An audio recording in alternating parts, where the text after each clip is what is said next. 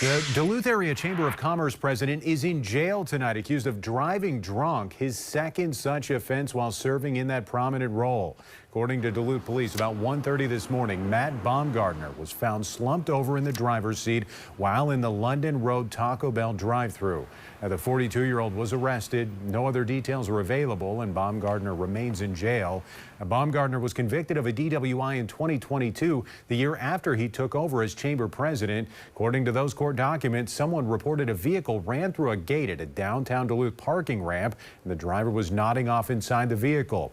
Police say Baumgartner was driving and his blood alcohol level was 3 times the legal limit. He pleaded guilty and spent 2 years on probation, which expired a year ago this month.